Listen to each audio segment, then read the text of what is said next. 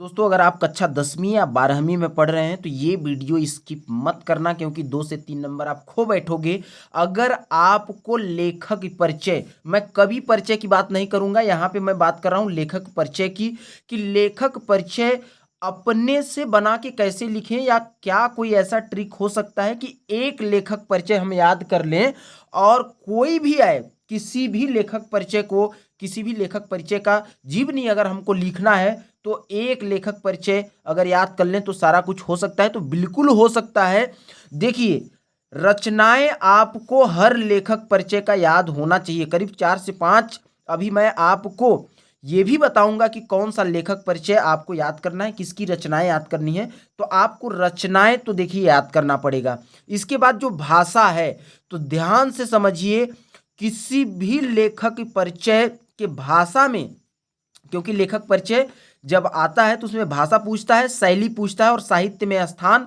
तो आप भाषा में आप चाहे जो भी लेखक, कोई सा भी लेखक लेखक के बारे में आएगा तो भाषा में आप सेम चीज लिख सकते हैं। देखिए क्या लिखेंगे, आपकी भाषा सहज, सरल, सुबोध एवं प्रभावपूर्ण है। तो लगभग हर किसी लेखक की भाषा भैया सहज है, सरल है, सुबोध है, प्रभावपूर्ण है, जिसमें तत्सम और देशज शब्दों का प्रयोग किया गया है। तो आजकल हर लेखक तत्सम और देशज शब्दों का प्रयोग करता है, प्रयोग किया गया है। साथ ही मुहावरे, अब हर लेखक के जो कहानी हो, उपन्यास हो, उसमें मुहावरे का प्रयोग किया जाता है, लोकोक्तियों का प्रयोग किया जाता है। तो आप क्या लिखेंगे, चाहे कोई सा भी लेखक परिचय आए, आप भाषा में आप ये लिख सकते हैं, आपकी भाषा सहज, सरल, सुबोध एवं प्रभावपूर्ण है, जिसमें तत्सम और देशज शब्दों का प्रयोग किया गया है। साथ ही मुहावरों, लोकोक्तियां का प्रयोग भी किया गया है। तो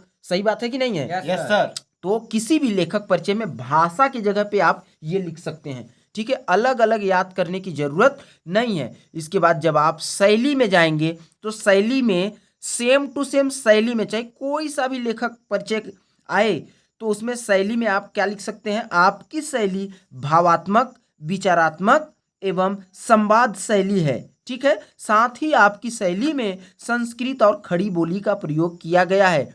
ठीक है, तो ये आप लिख सकते हैं, कोई सा भी अगर लेखक परिचय आता है तो उसमें आप शैली में लिख सकते हैं। इसके बाद हम आते हैं साहित्य में स्थान। तो किसी भी लेखक का भाई साहित्य में एक महत्वपूर्ण स्थान है।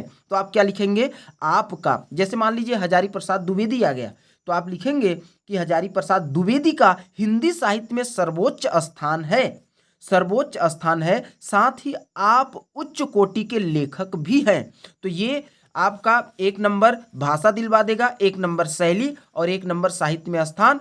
और बची रचना, तो 2 आपको रचना लिख देनी है। तो आप ध्यान से देख लीजिए कि लेखक परिचय में, चाहे आप कक्षा 10वीं के छात्र हों या कक्षा 12वीं के छात्र हों, तो लेखक परिचय में अगर आपको कुछ भी नहीं आता है, आप चाहते हैं कि बिना पढ़े हम खुद से बना के लिखें, तो कोई भी लेखक परिचय अगर आएगा तो रचनाएं आपको याद करनी है, क्योंकि रचना सेम नहीं हो सकता है, लेकिन भाषा में आप ये सेम लिख सकते हैं। आपकी भाषा सहज, सरल, सुबोध है एवं प्रभावपूर्ण है, जिसमें तत्सम और देशज शब्दों का प्रयोग किया गया है। साथ ही मुहावरों, लोकोक्तियों का प्रयोग भी किया गया है। शैली में आप लिख सकते हैं कि शैली में आप क्या लिखेंगे, आपकी शैली भावात्मक, विचारात्मक एवं संवाद शैली है बच्चे।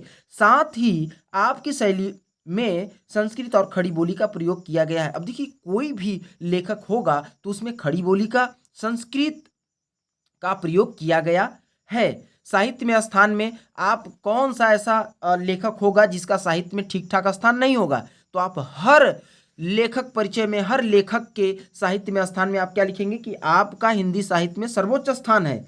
साथ ही आप उच्च कोटि के लेखक भी हैं। तो दोस्तों ध्यान देंगे कि ये वीडियो सिर्फ उनके लिए है जो ये चाहते हैं कि अगर क्या कोई ऐसा ट्रिक हो सकता है कि खुद से बना के लिख दें, या फिर बिना पढ़े, या फिर एक लेखक परिचय याद कर लें तो सब सारे लेखक परिचय में वो भाषा, वो शैली लिख सकते हैं। तो बिल्कुल आप यहाँ से लिख सकते हैं, आपका नंबर नहीं कटेगा। लेकिन एक बात और मैं ध्यान रखूंगा, आपको ध्यान रखना है कि अगर आप बहुत अच्छे पढ़ने वाले हैं, बहुत अच्छे स्टूडेंट हैं, आपके अंदर कैपेसिटी है कि एक एक लेखक का भाषा अलग, शैली उसका अलग और साहित्य में स्थान याद कर सकते हैं तो आप याद कर लीजिए। अदरवाइज कोई ऐसा स्टूडेंट चाहता है कि क्या ऐसा कोई ऐसा ट्रिक हो सकता है जिसमें हम एक ही चीज याद करें और जो भी लेखक का लेखक परिचय आए उसमें हम अप्लाई करें, तो ऐसा आप लिख सकते हैं। तो किसी भी लेखक परिचय में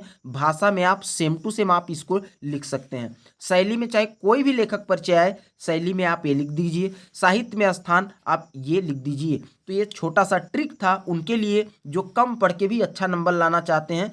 बाकी नेक्स्ट वीडियो में मैं ये बताऊंगा कि आप 2025 के लिए कौन से लेखक और कौन से कवि का परिचय याद करें, क्योंकि 10 साल के पेपर से उठा के लाता हूं। तो प्रीवियस जो 10 ईयर का PYQ है उससे मैं निकाल के लाया हूं।